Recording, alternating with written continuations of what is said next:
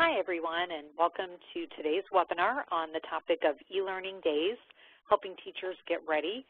We are excited to share this topic with you, and we'll get started with that in just a few minutes, but I want to start out with a few housekeeping items. So, again, my name is Mary Carnahan, and I am the e-learning resource specialist with the Indiana Department of Education, Office of e-learning, and I get to organize and host these webinars. So I'm excited to see so many people here today. This was looked like a really popular topic. As soon as it started being publicized, I had lots of people signing up. So I think it's a popular topic and timely. Already schools had to cancel school due to weather that we had this week. So already people are thinking about this, and a lot of schools have a lot of districts have signed up to utilize e-learning days this year. So lots of people are already thinking about it. So, but as we get started, I just want to make note that I have muted everyone's lines, and I would ask that everyone keep your line muted throughout the call. There's often a lot of background noise, whether you're at school or somewhere else. So just keep your line muted so that we don't have that background noise throughout the call. And since your lines are muted, we still want you to be able to participate in the call. So we have the chat box open, and a lot of you have already started using that, introducing yourselves, and I appreciate that. Use that chat window, that chat box throughout the call to ask questions or to share ideas. This definitely doesn't have to be a one-way conversation. We would love for you all to use each other as a resource or a sounding board too. If you have some ideas that you want to share, or want to get some ideas either from Shannon, our presenter, or from others on the call, please definitely reach out to each other and use that chat box throughout the call. Make sure that when you use that chat box that you select everyone from the Send To drop-down. It defaults to only send the questions to me, and although I'd like to see your questions, I want the whole group to be able to see them. And you will probably have to do that, make that change again later when I turn the presentation over to Shannon. So I'll remind you of that here in just a few minutes.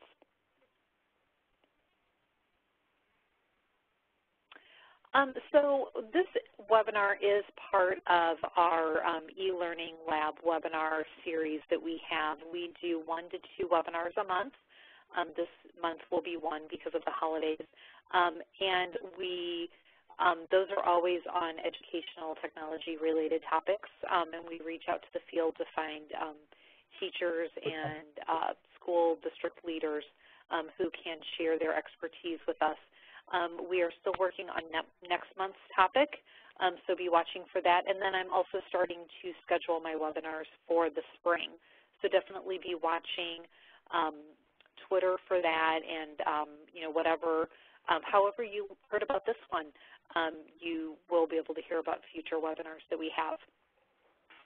And speaking of Twitter, hopefully you all know about our eLearn hashtag, and please be using that daily to connect with other Indiana and eLearn network educators.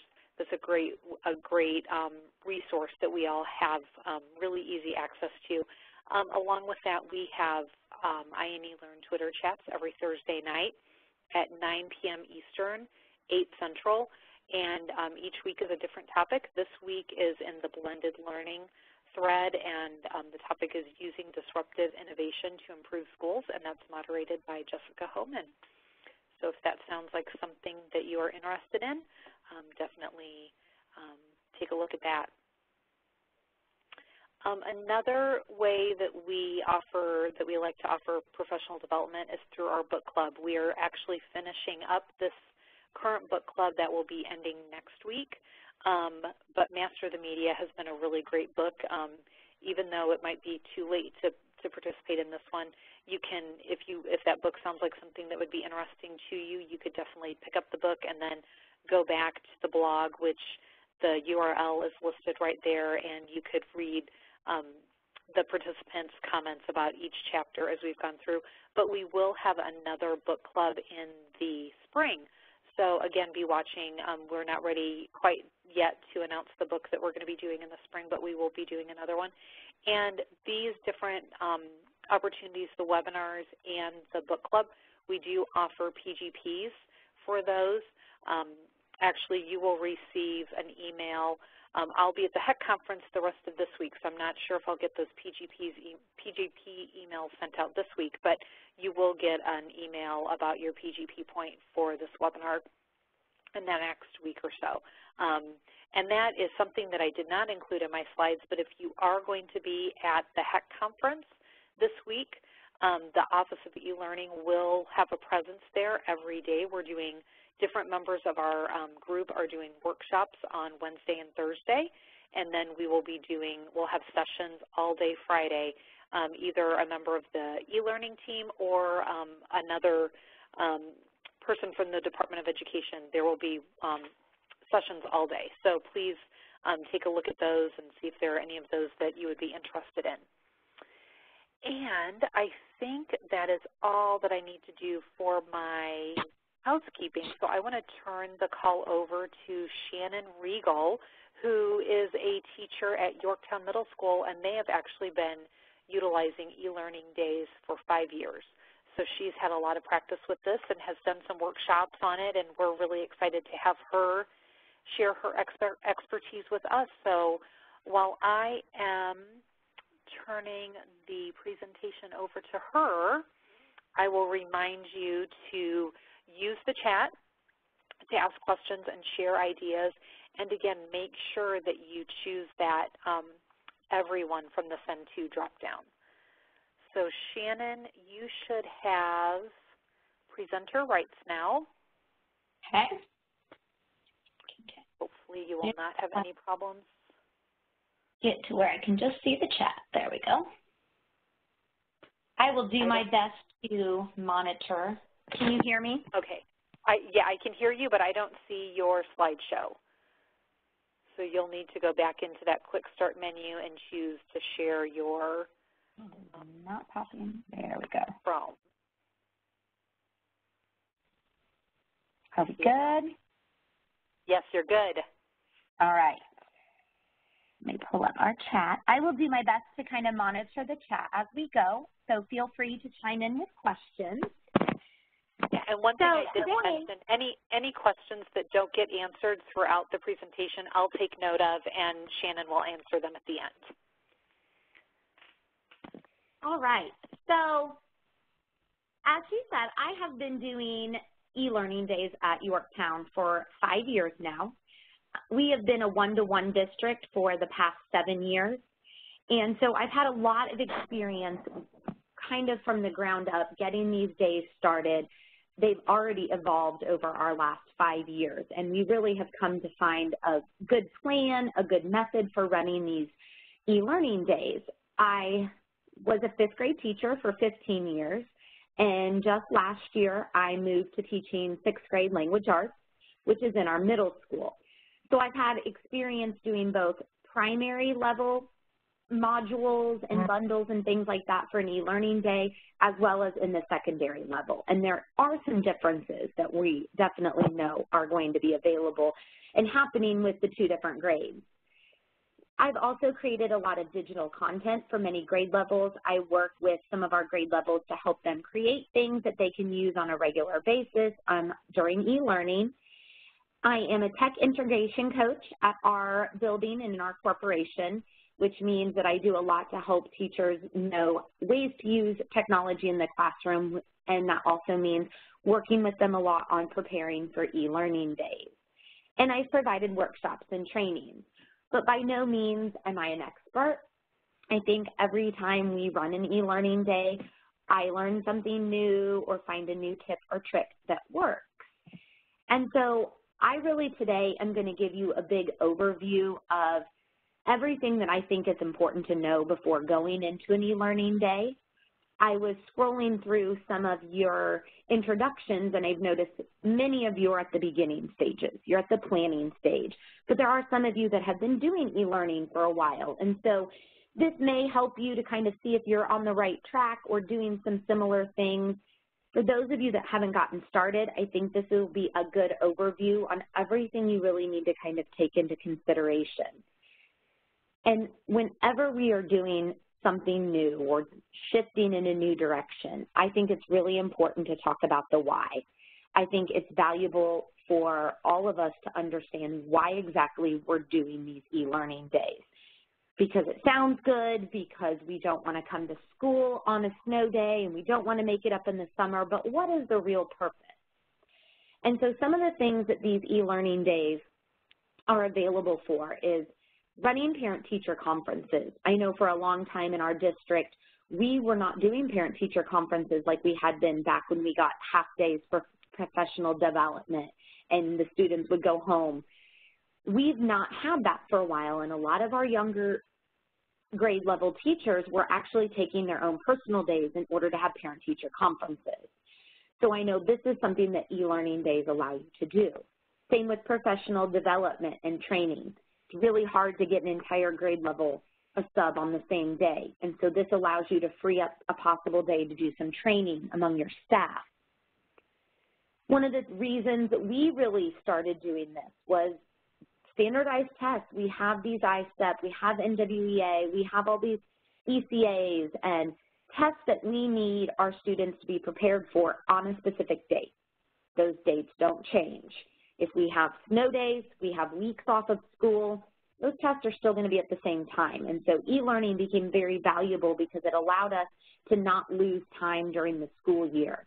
You know, we would tack it on at the end, but we were kind of already past a lot of the things that these students needed the information for. Keeps things moving. There's not a huge interruption in when you have days off in what you're learning. You can keep going with your topics. Another reason I think it's important, and I try to stress this to my students, the ones that maybe aren't always as excited about e-learning, these are experiences they need. 21st century skills. Most students are going to go to college and take probably at least one online class. And it's something that students need to know how to navigate. I know many of us, those things were just becoming popular as we were getting out of college or maybe later during your master's. And we weren't all familiar with having discussion boards and submitting work online. And so by running these e-learning days, we're going to give that valuable experience to our students. You can also just give them new learning experiences. You can have them doing things outside of the classroom in their home, using family members, going to the grocery store and possibly trying to find some products, things that you couldn't normally do in the classroom. And so you can really open up to new and different learning experiences. So I think once you are on board with the why these are valuable, I think it makes planning and implementing them so much easier. So what exactly does this e-learning day look like? It's going to depend, and it's going to depend on how your corporation and how your school system is going to run them. You can have planned versus unplanned e-learning days. I will say that at my school corporation, we have only implemented planned e-learning days. We were going to start unplanned this school year, which I'll get into in a minute, but we actually had a lot of issues at the beginning of the year with some connection issues, some hardware issues, and we didn't want to run the risk. A planned e-learning day, it's something that's set, it's on the school calendar. It is set aside so that parents know, yes, we are going to have an e-learning day on this date. We even run planned e-learning days based on snow days. The difference is a planned e-learning day is scheduled a week or two, maybe a month after the snow day. An unplanned e-learning day would mean, hey, we have no school today for a snow day. Check your online, check your email, we're running an e-learning day, and you're ready for it immediately. No prep time, no preparation for your parents to know about it. So a planned e-learning day is something that you might put into effect for professional development, for conferences. We happen to just have 2 scheduled 2 weeks ago. We use these days for training. We use these for parent-teacher conferences, but our parents knew it ahead of time so they could plan for childcare, so they could be prepared for this. By doing this, you're also able to have school computer labs available. I know one of the things that we're going to talk about is whether students have access to Wi-Fi easily. And if you have a planned e-learning day, even if it's a planned e-learning day for a snow day, when you specifically set aside a day or two for e-learning, you can offer things like the computer lab. You can offer special ed accommodations. You can make sure that those are being met and arranged a little bit more easily. If it's a planned e-learning day, students have more options to access Wi-Fi, not only through school, but if it's planned, they can plan, okay, we're going to go to the library in order to be able to get this done. It's easier to prepare for as a teacher. You can get it all ready. You know when it's coming, so you can fit it into your current curriculum. You don't have to have some generalized lesson that you have to just use because you never know at the drop of a hat when you're going to have an e-learning day. It also lets you preview lessons, give students information for lessons that you're going to be doing in the future. An unplanned learning day happens on the day of a snow day or if school is called off. For example, we were one of those schools that yesterday did not have school. We had a lot of issues from the storms over the weekend, lots of power outages. Our school just had a day off. We will later run a planned e-learning day, but it will be scheduled to make up yesterday. One of the schools near us, their high schoolers ran an unplanned e-learning day. They had no school, they got online, they had an unplanned e-learning day. In order to run this, you must have your content and lessons ready at a moment's notice. So you have generic lesson plans, kind of like those generic sub-plans that you have waiting, ready to go. And if you were that teacher, your school gets called off, you would go ahead and run your plan of implementation that your corporation has come up with. One of the issues or struggles with this is that you are going to have to really think out how are you going to meet the accommodations, making sure that there is a good window of time for students to accomplish these assignments, because not all students may be able to do it that day. Some may not have Wi-Fi, and if it's a snow day, they are not going to be able to go to another location. So there are a few more things that you have to take into account if you're doing an unplanned e-learning day. So what does this look like? In the primary grades, depending on what grade levels you have being one-to-one, it's going to really vary.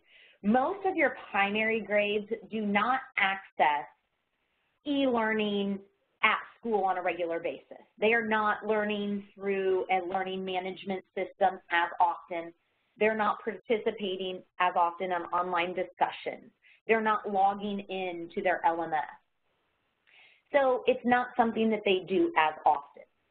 So that is something that you're really going to have to think about. And you're going to need to work with these littler kids, getting them aware of how to log in, teaching them what their username and password is, showing them how to go into the app where they're going to find all of their assignments, or how to go to the website where they're going to study their vocabulary.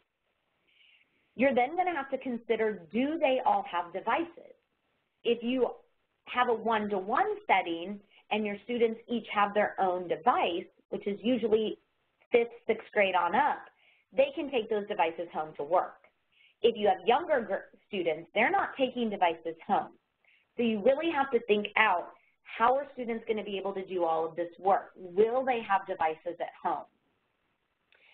One of the things that the younger grades tend to do, not too much, but some, is they do send a packet home. Now, I will be honest, our first few years of e-learning, we packeted them to death. We were so afraid that they weren't going to know how to access things, that they weren't going to have enough devices, that we just sent home this huge packet of worksheets. And it was not effective. It was not best practice. but we were learning. Now, me personally, having a third grade daughter, I saw the work that came home during our last e-learning days. There was just enough packet to go along with what they were doing online. So they might watch a video but respond on a worksheet. Because these students aren't all used to being online for every single assignment. So they do get some packet information, and usually along with that, login information is sent home because we know you're going to have students that get home and forget. They will do some pencil and paper assignments. It will not all be online. Because primary grades, as teachers, you have so much more to plan. I lucked out moving from elementary to middle school. I have lived and breathed the difference between planning for an inclusive, I have every subject classroom, to I teach one subject. It is so much easier. So we've really worked to get our grade levels to collaborate, split up the work, divide and conquer. Maybe these teachers are in charge of the math portion. These teachers are involved in the language arts. That saves time and energy. Create that content, but you don't all have to be doing all of it. Work together. Usually in primary grades, the content is organized by content. So depending on how you present this material, whether you have an LMS like Canvas, or back a few years ago we had My Big Campus, or you're using Google Classroom, you are going to give these students the content in some way. Most students at a secondary level are going to go into their individual courses. In a primary grade, they have one course, they have one homeroom. Within that, though, you're going to want to organize it. Here is the math, here is the language arts, here is your science, so that students and parents see that they are touching on all subject areas. We have really looked at trying to accomplish about 6 hours of total time. And at the primary level, brain breaks are huge. Find a little silly minion video. Find them singing the ABC song with specific motions. But you got to do something to give the little ones breaks. Time to get up, time to relax, because if they are sitting down working on this at home for hours at a time, they're going to need breaks. Teacher heavily is seen or heard. This was one of our biggest growth areas as a district from the beginning to now where we are. Our first few, again, they weren't fabulous. Best practice was not always followed because, you know what, we didn't really know what we were doing, and we didn't have a lot of models out there. And, yep, at the primary grades, it was a lot of YouTube, a YouTube video on nouns, YouTube video on verbs. They were great videos. We might actually use them in the classroom. But if we're justifying that your child is getting what they would get in the classroom on that day, no teacher just plays 20 YouTube videos. They may show a video and then they themselves talk. And so we really found that you have to have the teacher present.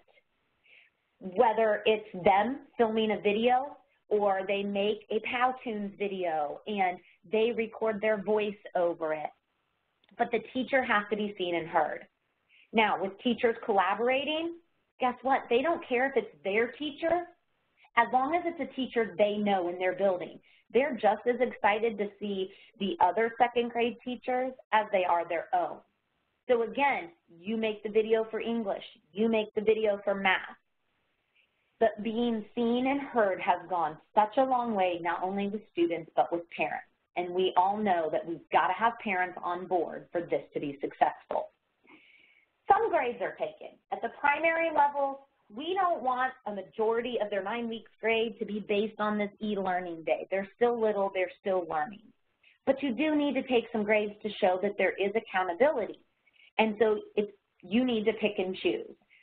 One of the things we're really told to look at is making sure our grade point level is not way more than what we would normally have for normal classroom assignment. Try to review concepts you've already taught. The primary grades, not really a good time to introduce a brand new topic. You need to have talked about it. They need to be familiar with it. So then in the secondary level, we need to move towards knowing that for most school systems, these students are probably already working like this in many of their classes on a regular basis. In my language arts class, my students are constantly working through modules on our Canvas, which is our LMS. They do discussions, they're uploading projects. So for them, this isn't going to be something completely different. They're going to be used to accessing and logging in. Their devices go home with them. So they're already going to have an extra device to use at home, which is helpful.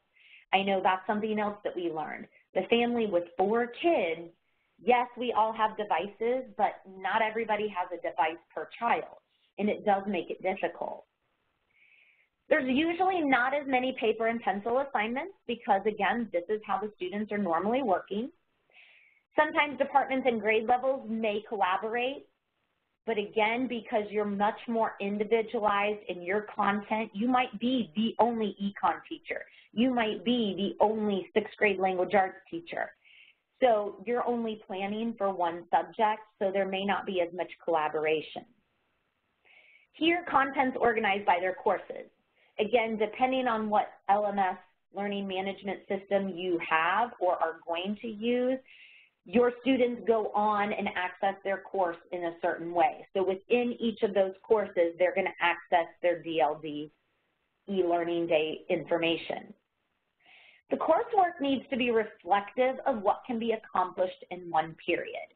It is very easy as a middle school and high school teacher to think, oh, they could do this huge project, and then you realize, you know what, I only actually have them for 80 minutes a day, and we don't truly work the entire 80 minutes between attendance and this and that. So I know for us, our rule of thumb is about 60 minutes. Take out about 15 minutes of the little things that you do and plan for that amount of time. Don't give them more than what they would have normally. Most assignments at this level are taken for grades. You want the teacher, again, to be seen or heard maybe at least once. A lot of teachers will do a welcome video, or their voice will be on the video they've created teaching. You know, this is just one of those things. You can relate your students to the content, to what you've been talking about already in the classroom. And so if you go ahead and talk to them, they really feel like they haven't missed a day. And again, reviewing concepts already taught. In middle school, high school, you can preview, kind of give them some background information, but again, you really don't want to do any assignments over a topic that the first time you're talking to them about is on an e-learning day. So like I mentioned, if we don't get parents on board, it's not going to work. And we struggled our first year or two. You know, Facebook could be the death of us all, and sometimes it was, but sometimes it was an eye-opener to real concerns that parents had. And you need to think about that. First of all, you have got to communicate. Some of our parents are probably tired of us sending out emails explaining what our DLD, our digital learning days are. But the more you front load them from the very beginning, they're not going to be shocked. They're not going to feel caught off guard. So we start preparing them at the beginning of the year with emails, letting them know on these 2 days in October, we will have these e-learning days. If a snow day arrives, or for our case yesterday, a tornado day, they know how it's going to be played out. We outline our expectations of students. Students must complete the work. It is a requirement. We talk about how our attendance will be counted, and that's something that your corporation obviously has to decide. In ours, as long as they have accomplished one thing for that day and turned in one assignment, they're going to get counted as being there.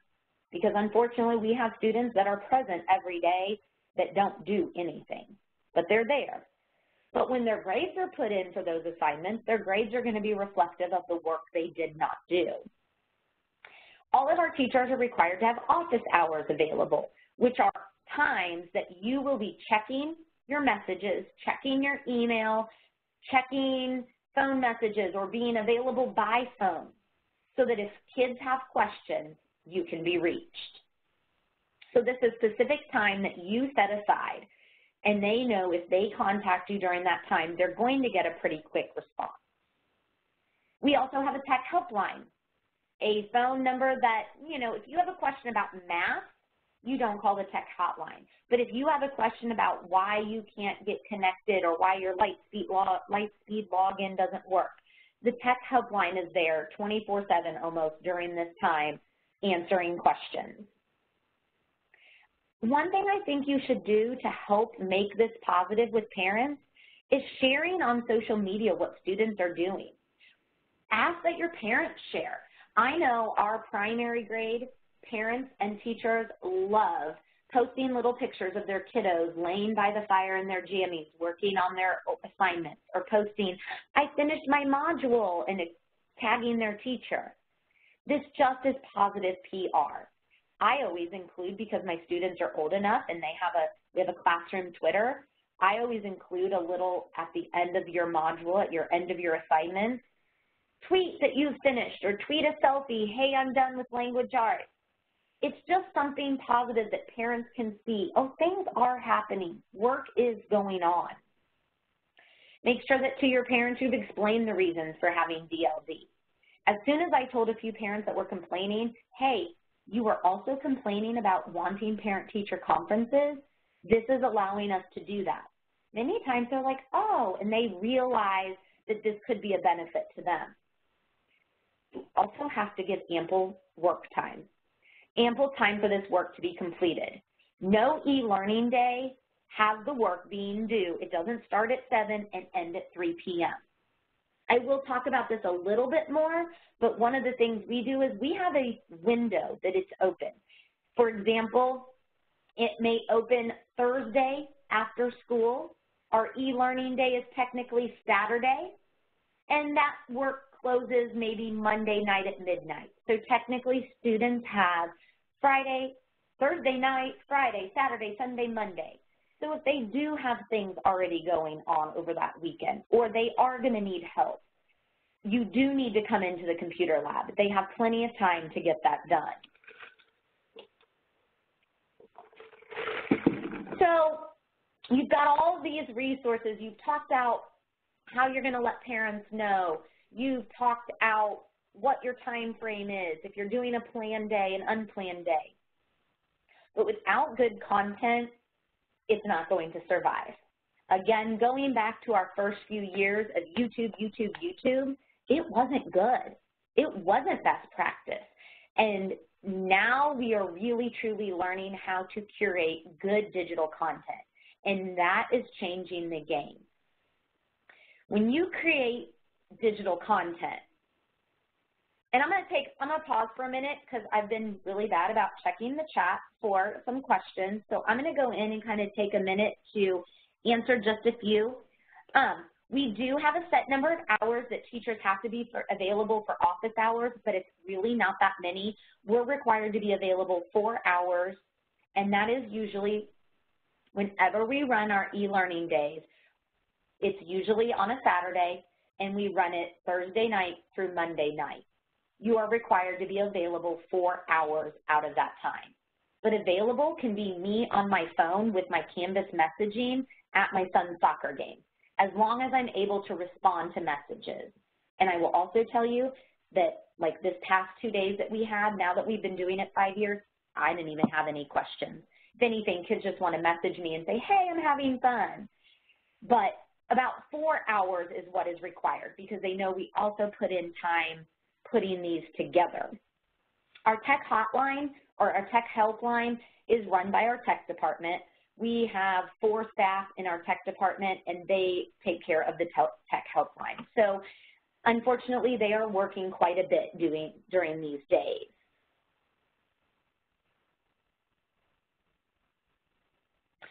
So creating digital content is something that, as a lot of us are moving to being one-to-one or teaching more with blended learning, we are learning a lot more about creating digital content. There is a ton of great stuff out there, but there's a lot of times where you could just create it easier yourself. You know what you want to say, you know how to tie it in, and there's so many things available in the means of learning management systems that allow this to be so easily done. Digital content really is the curating, or sorry, I just got distracted looking at the chat. it really is the most important part of the e-learning.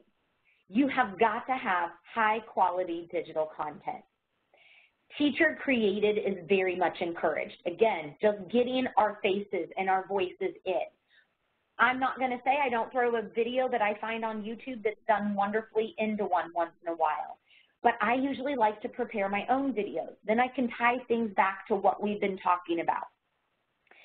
You want high-quality content. If you find it online, oh, please preview it. Make sure it's actually good. Remember, your parents are seeing this. This is your time to shine to your parents with what you do in the classroom. You don't want some cheesy YouTube video that you didn't even preview that's not good. Make connections to things that are going on in your classroom and lessons in the classroom. Use different modes of learning. Do hands-on, do paper pencil, do multiple choice, do discussion. Mix it up. Don't just have them watch a video, answer questions. Use a variety of web tools and apps. Obviously, this is going to depend on your comfort level and your students' comfort level. You don't want to just throw an app out there that they've never used.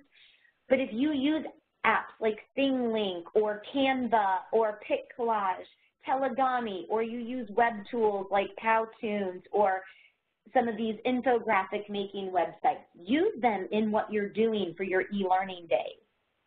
Include different types of assessments. It doesn't have to all be put a PDF into Notability and fill it out.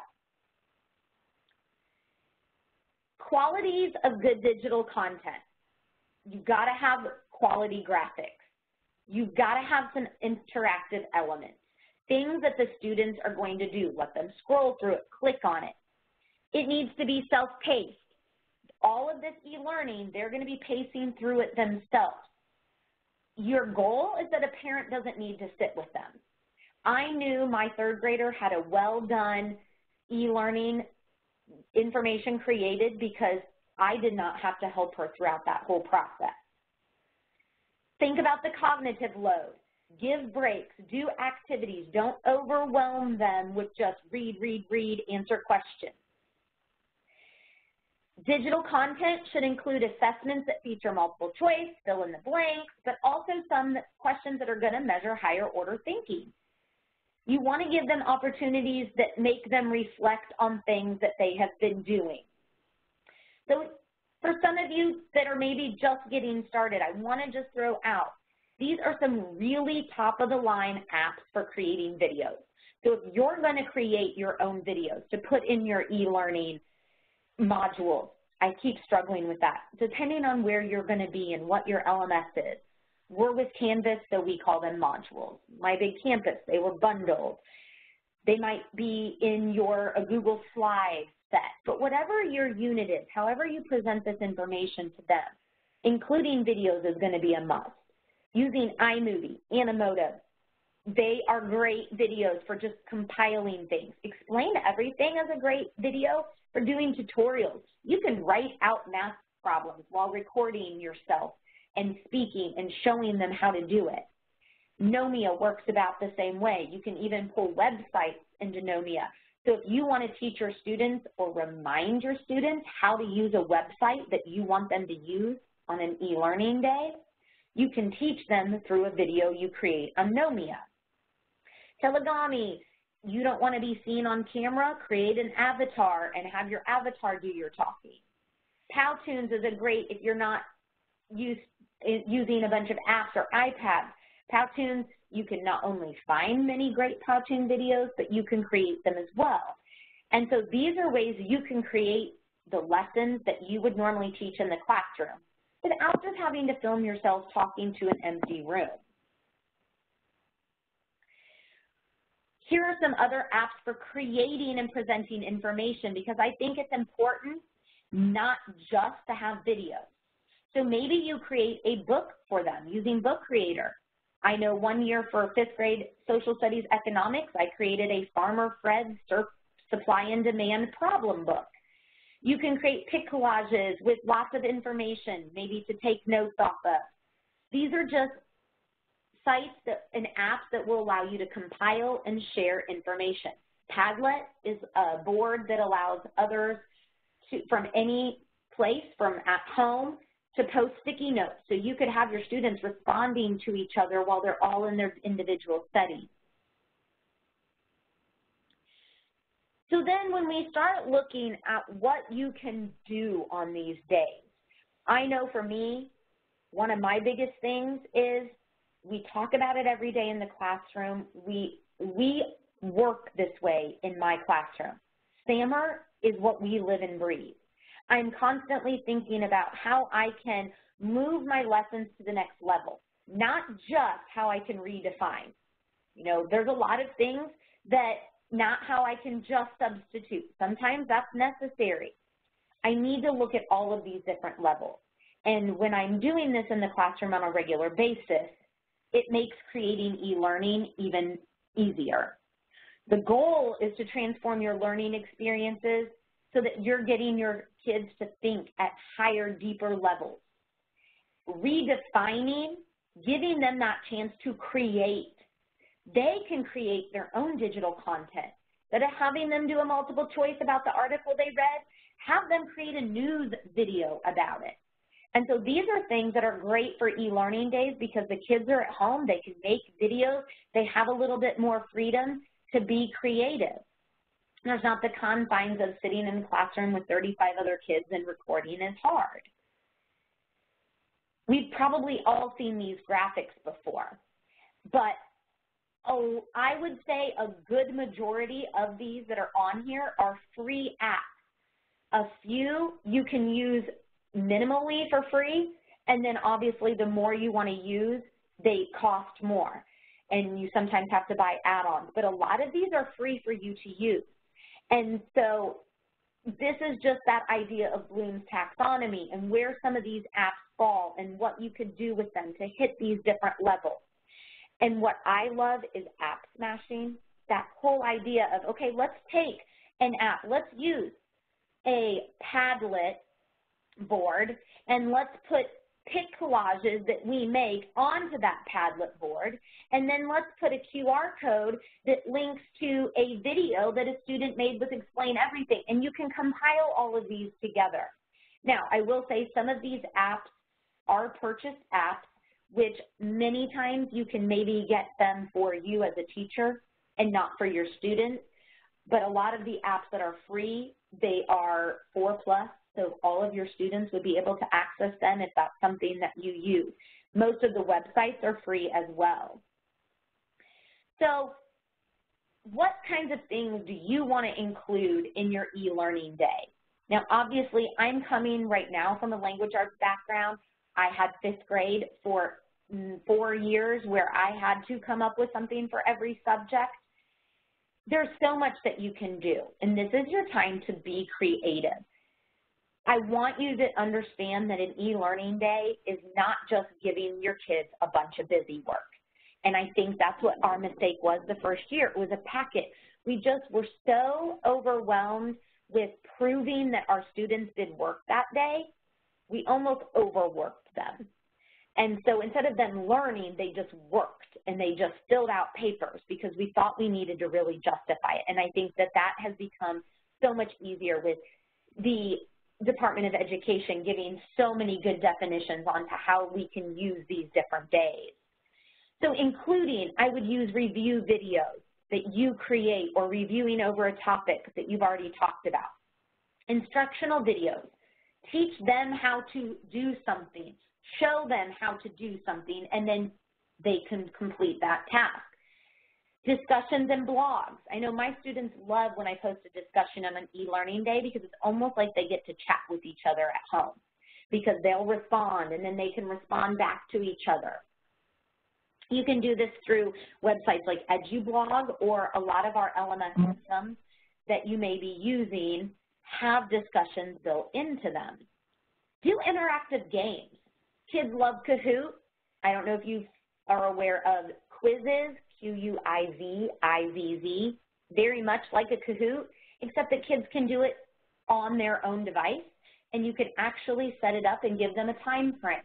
So you can allow kids to play a game at home, and when the time limit is up after the 4 days, you can still give prizes for that game. Kids are now not just studying for example, similes and metaphors, or doing some multiplication. Just through doing a worksheet, they're at home, they're having fun, they're playing a game, but they're getting good review.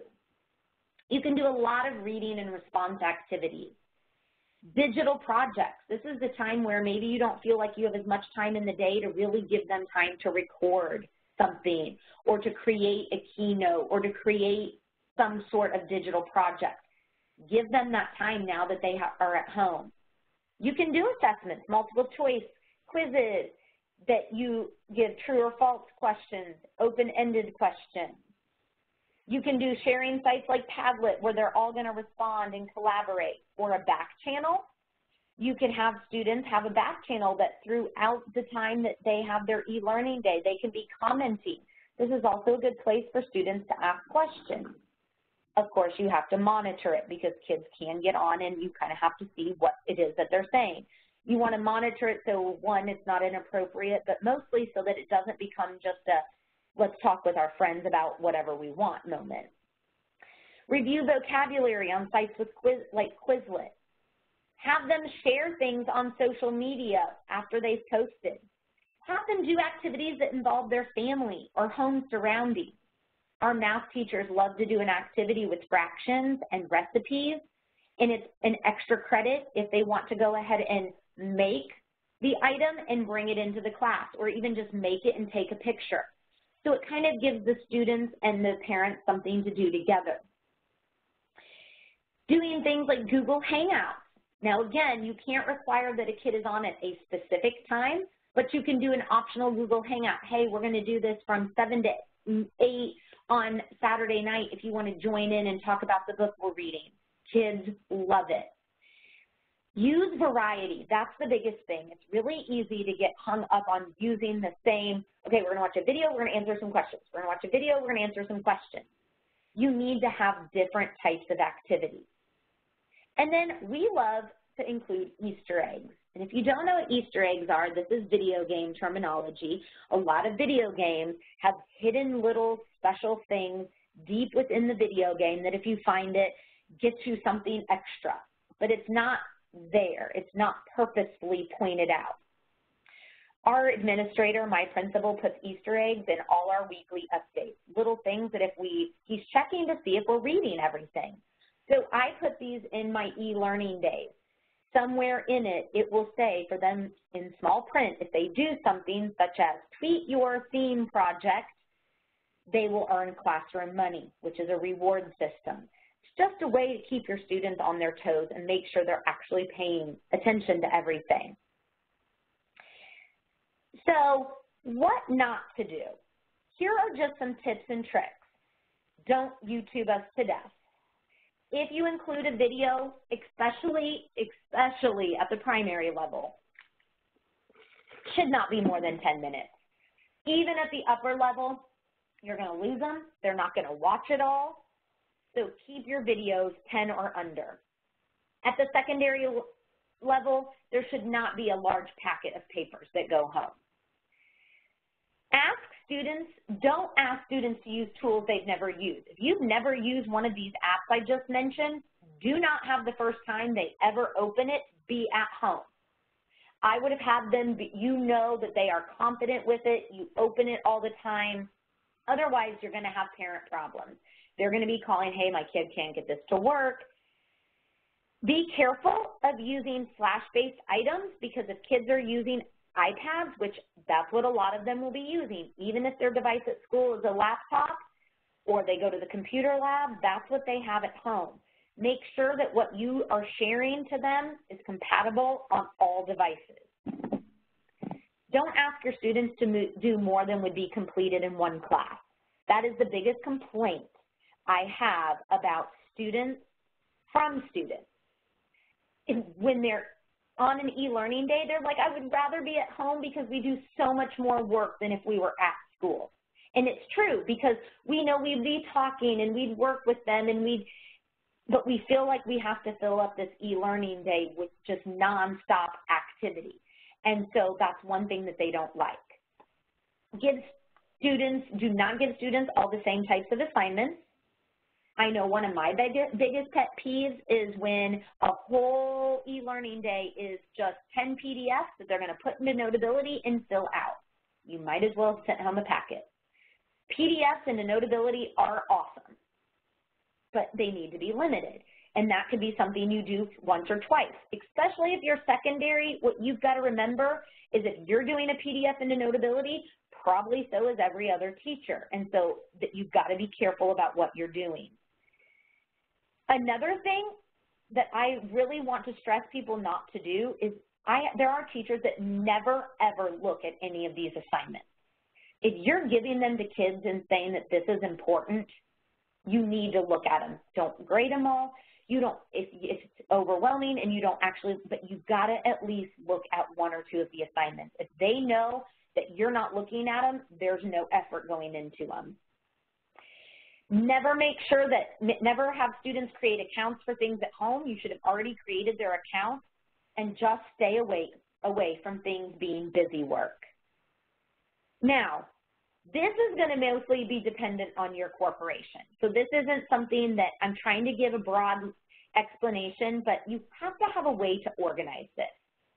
You have to have some way that this all goes together. And I feel blessed we use Canvas. And for those of you that do, it's amazing to organize this. We had My Big Campus before, and we had something similar.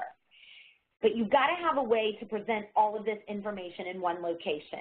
You cannot just have kids having to go to 10 different websites and look at all these different things and, oh, but you open this and get your ebook, or, oh, you go here and open this PDF. It's got to be somewhere that it can flow linear. You've got to be able to track progress and performance. And so having a learning management system is going to help you do that. And so when you're organizing this content, you've got to find a way for it to flow. It's got to be easy to navigate. Your parents have to know how to get through it. Your kids have to know how to get through it. They shouldn't have to leave so many times to go to websites that they can't get back to where they were in the information you're giving them. Somewhere in that, you need to make sure that your teacher contact information in your office hours is very predominantly posted. Due dates should be specified. If everything is due midnight on Monday, everything should say that. Because of the attendance factor, you need to almost have a way to open and close these on specific dates. Running a Canvas module, we can open it exactly at 3 o'clock on the day it's starting, and we can go in and shut it down at the time that it ends. Kids can then not access it. That gives us time to see who completed something so we know who was present. Content has got to be all in one location. For primary, it's usually organized in one course, like here's your 5th grade class, and then they see all their subjects. For secondary, they probably already know. They go into their econ class, they go into their science class, they go into their Spanish class, and they find all of the work that they have to complete. So just a few last-minute things to think about in general, and a lot of these are going to be your tech department, your administrators, things they need to deal with that you as a teacher need to consider. You are going to have families without Wi-Fi, and so you've got to find a way to offer something up, and there's a lot of options, whether it's finding time that you know the libraries are open and they allow students to come in, opening up labs. I know we've worked with local community corporations trying to get some families that don't have enough money Wi-Fi, but you have to understand that from the beginning. You're going to have a lack of devices. Not everybody has a device. Most of them do, and you'll be surprised, but phones don't always work for all of this. You've got to really plan out your accommodations and services because students still are required to have those accommodations met. And so how is your special education teacher, are they going to go in and modify certain assignments? Are those kids going to get an extended time? Are they going to get extra days for turning this in? You got to make sure it's working on all types of devices. One of the things that and this is what we've stressed the most, if you are a blended classroom already, you're going to have more success on an e-learning day. And so we've really stepped back and focused on how do we get our classrooms more blended in order to make e-learning easier. You've got to make it as independent as possible, even for those little kindergartners, because those primary parents are stressed out. And this is the moment where you see on Facebook how appreciative parents are of teachers, and they all say we could never do it because they see what it's like working with their one child. But you've got to try to help it be as independent as possible. Think about what your time frame is going to be. How much time are they having to complete it? Decide how, as a school corporation, you're taking attendance. And then if you're unplanned, if you're going to run unplanned e-learning days, which means snow days called, you run it that day, you've got to have at least 2 days just ready and sitting somewhere waiting, almost like your emergency sub-plans. You know, we have to have an emergency sub-plan folder. You've got to have emergency e-learning days. And those have to be generic, ready to go right when they're needed. So what you have to do is just be brave. You have to jump in. You have to collaborate with others. You have to find what works for you and your community. It's probably not going to be fabulous your first year, but it'll be okay. But you're going to learn, and you have to learn from all of the mistakes that you do have. You know, even from one day to a month later, us running another one, we figure things out. And so you just have to try to embrace what this is doing for you. And you got this. So I am hearing, I've seen a few questions. I'm sure that there's a few that I did not have time to answer. One of the things I did notice, someone says, do you have students without Wi-Fi? One of the things I am going to tell you is you're going to be shocked at the percentage. We were sure we were going to have so many more, but we really have most of our population having Wi-Fi, and we don't have the highest. I mean, we have a lot of free and reduced now, and those that didn't have it, all it took was them knowing we were doing some of these days, and they were able to get it. So we haven't had as big of an issue as we thought we might have with Wi-Fi.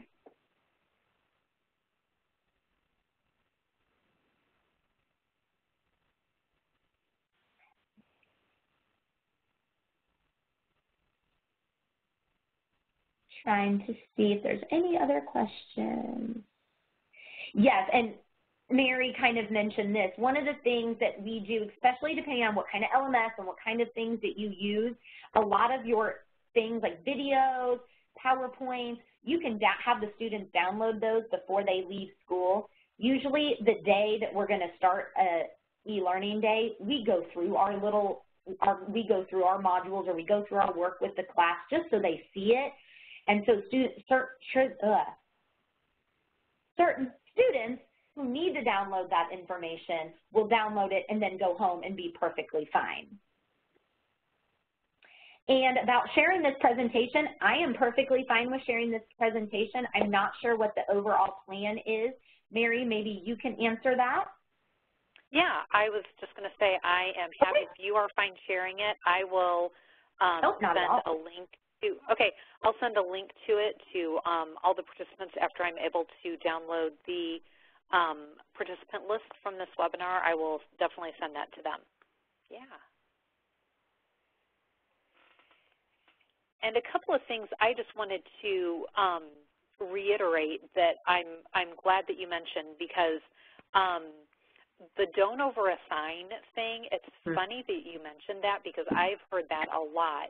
And I think it's especially true at the secondary because everybody is an island. So you're like, oh, I'll assign the kids this work, not thinking about the fact that they've got 6 other teachers that could possibly be assigning them an hour's worth or an hour and a half's worth of work. So, but I think it's like a natural inclination, like we need to keep these kids busy. They're at home, they're online. We need to be responsible, you know, make sure they're using their time responsibly and getting their credit. So that's definitely something that's important. And another thing that I loved that you talked about was don't surprise the kids with this. how they learn on an e-learning day should be how they're learning in your classroom. So what they do on an e-learning day should not be a shock. It should not be a surprise.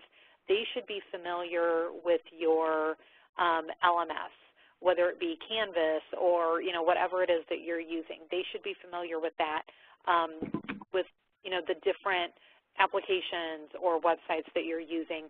And hopefully, in the past, a lot of people were doing quote-unquote practice e-learning days.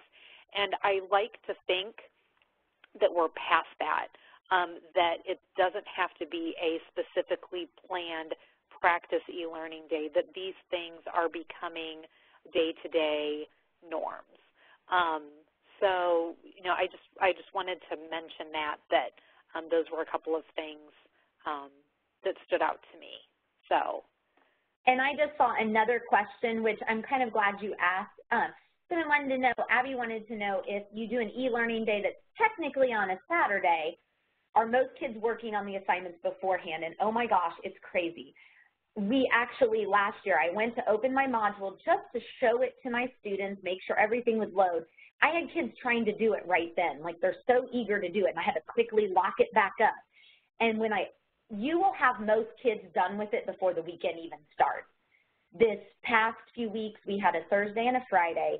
So ours opened on Wednesday at 3, and they had Monday till midnight. I would say 80% of my students were done by Friday night, because they're like, yes, then we have a whole weekend. Or so, they get it done. And then you'll have your others that wait because maybe they didn't want to do it, but a lot of them get it done as soon as it's available to them. And I will tell you, the primary kids are so excited. They think it's like the coolest thing ever.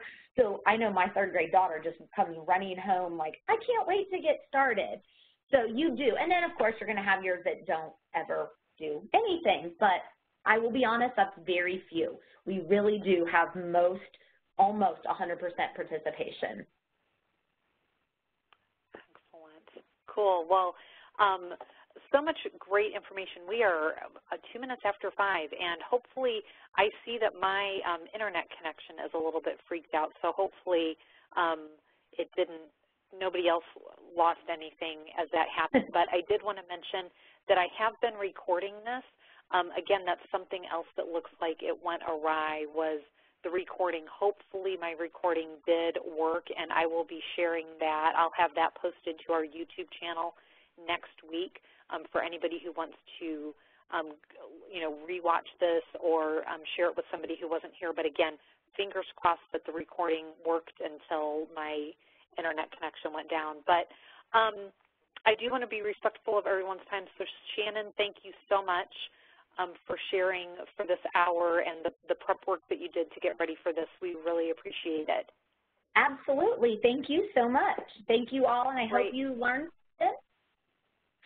Excellent. And I can be reached through the Office of eLearning. I can't put my contact information up there right now. Shannon's Twitter handle is up there also, so feel free to reach out to either of us with questions. And have a great evening, and good luck with your e-learning days in the future.